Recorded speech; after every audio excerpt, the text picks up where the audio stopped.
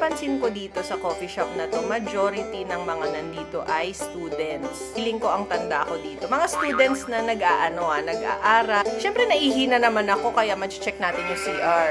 Masaya ako may bidet. Huwag daw itapon yung trash sa toilet. Matik naman yun, guys. Huwag naman kayo maglagay ng tissue sa toilet, no? Walang tissue. Kung walang tissue, may aso. Oo.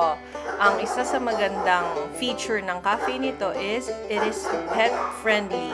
Andito na yung order natin after ilan? 30 minutes o 40 minutes. Talagang, it lived up to its name. And ito naman yung chicken turnover. So, May hilo ayan. yun. Pag tinurn over. Oo. Tumaob.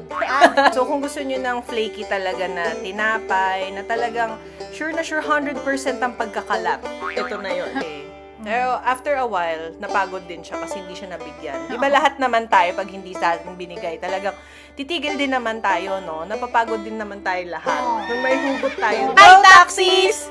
Hello ba o hi? Oh, ang init, diba? Punta tayo dito sa Slowly Cafe! So first na ipapakita muna namin sa inyo is yung kanilang logo. Ayan, Slowly Cafe. Slowly but surely cafe. O, 'di ba? Dito merong parkingan. So Very okay 'yan sa atin.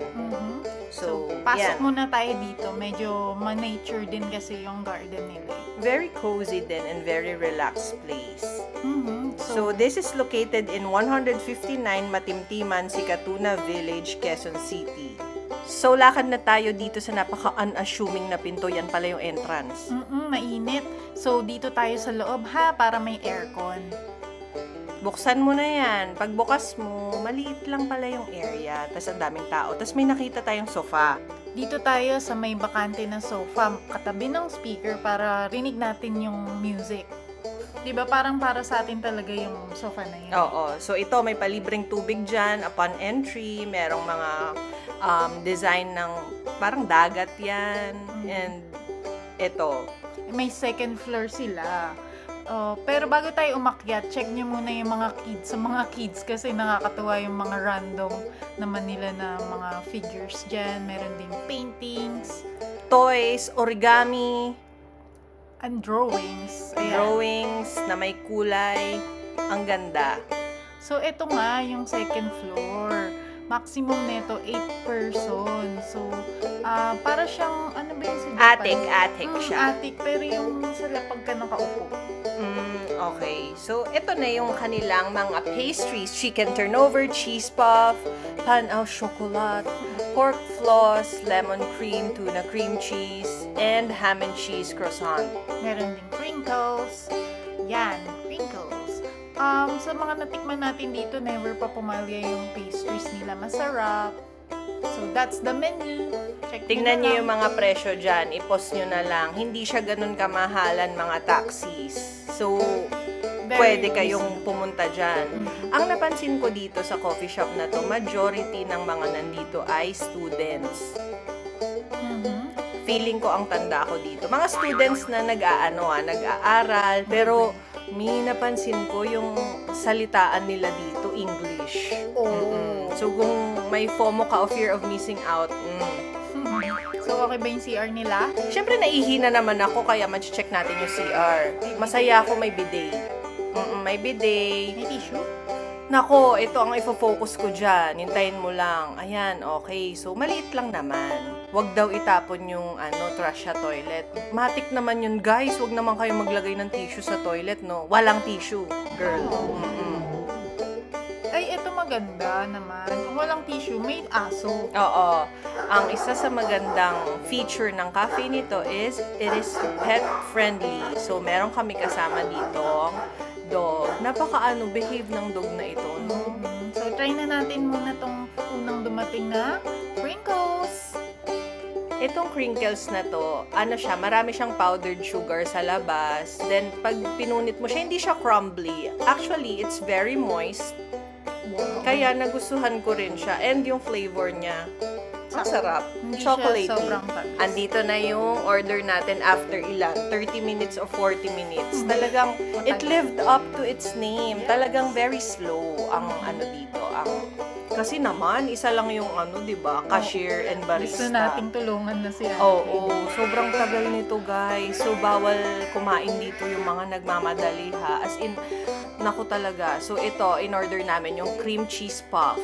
Tapos, green tea latte. Nakita ko naman talaga, pinaghusayan ni ate yung pag-whisk ng green tea na to. Very matcha yung lasa. Oo, ikaw, ano yung in-order mo?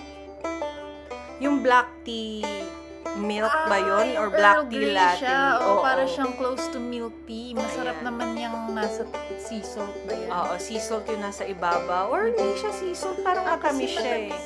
Tapos ang tibag na ginamit nila dito, apothecary. Nature's Oo, Apothecary. yun. Uy, naubos na natin agad yung... Ang sarap. Ang sarap niya actually. Very On point. flaky, Ang no? sarap. Ang sarap niyan. Very, very flaky, very flavorful. And ito naman yung chicken turnover. So, Mahilo ayan. yun. Pag tinurn over. Oo. Tumaob. Pala yun. Tumaob yun. Ayan. Very consistent sila dun sa bread. Kasi kahit anong order natin ng bread, yun at yun, masarap. Oo. So, kung gusto nyo ng flaky talaga na tinapay, na talagang sure na sure 100% ang pagkakalap, ito na yun. Kung anong behave ng crinkles, no? Siya ang Oo. pagkakalat ng Mm-mm. pastry nila. So, ayan, hati tayo dyan para matikman natin. Nagustuhan ko to kasi may isang malaking tipak ng chicken ako nakagat. Ikaw ba? Ako din, syempre, masarap eh. Lalo yung cream cheese. Mas gusto ko yung Mas tuna gusto eh. ko yung chicken. Ako yung tuna. So, nakakatuwa kasi habang kumakain kami dito, yung behave na dog na ito, patingin-tingin lang siya. O, parang naiinggit siya eh. Pero after a while, napagod din siya kasi hindi siya nabigyan. Di ba lahat naman tayo pag hindi sa ating binigay, talagang titigil din naman tayo, no? Napapagod din naman tayo lahat. Nung may hugot tayo doon. I hope okay ka lang na. Okay lang naman ako, kaya rin napili natin to para to slow down. Kasi slowly cafe. Pero ulitin namin ha, hindi mabilis ang service dito. Very slow. Aha. Tsaka kahit ganito tong kape na to, maliit. Pero ang daming tao napupuno sila. Usually cozy to kung walang tao. But kung madaming tao, ayan. Nakaka-claustrophobic pag madaming tao. Medyo mapanghihinaan ka kasi parang nasa loob ka ng lata ng sardinas. Ganun na. So, ayan. Ito na yung kinain namin. Nag-enjoy naman kami dito. Bill reveal muna tayo. So, matcha latte, 200, cloud black tea, 170, yung chicken, tsaka tuna ng mga pastries, 150 each, and chocolate crinkle, 80 pesos. So, a total of 750.